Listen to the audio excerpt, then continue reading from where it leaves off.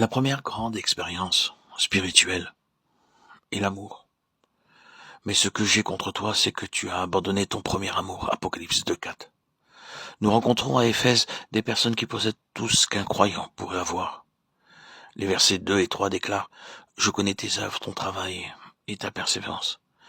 Je sais que tu ne peux supporter les méchants, que tu as éprouvé ceux qui se disent apôtres et qui ne le sont pas, et que tu les as trouvés menteurs, que tu as de la persévérance, que tu as souffert à cause de mon nom, et que tu ne t'es point lassé. » 9 qualifications sont mentionnées ici que les premiers croyants professaient extérieurement.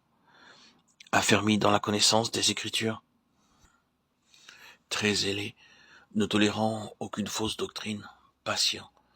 Mais le Seigneur déclare « Mais ce que j'ai contre toi, c'est que tu as abandonné ton premier amour. » Beaucoup d'entre nous devenons des croyants et personne ne peut remettre en question notre salut ou douter de notre expérience de la nouvelle naissance. Grâce à Dieu, nous sommes nés de nouveau. Personne ne peut remettre en question notre doctrine.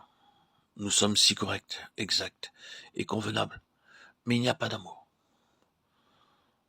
En Angleterre, tout est propre, la nourriture est servie sur une belle assiette brillante et il y a beaucoup de couteaux et de fourchettes. Alors que j'étais en Angleterre, je trouvais à ma droite au moins 5 couteaux et je les ai mélangés. Je ne savais pas avec lequel commencer. Bien qu'on m'ait répété plusieurs fois de commencer avec le numéro 1, puis le numéro 2. J'étais tellement nerveux que j'ai utilisé le couteau à pain pour prendre du beurre. Tout est si propre, la table est jolie et convenablement dressée. Mais la nourriture est sans saveur. Rien que des pommes de terre bouillies, du chou bouilli et du chou-fleur bouilli. Cela a une belle apparence, mais pas de goût. Un chrétien peut être très beau, très propre, bien habillé, éduqué, mais sans amour.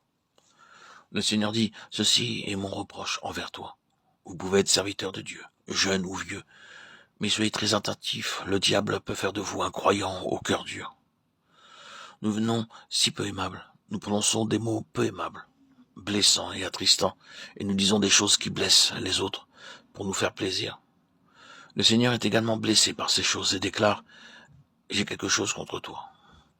Le principal but du diable est de rendre nos travaux stériles et infructueux. Nous ne ressentons aucune affection lorsque les gens nous saluent. Le dimanche matin uniquement, ils sont très corrects.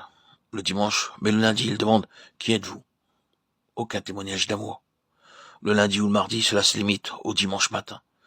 Ils font preuve d'amour et de bonté et sont très doux le dimanche uniquement.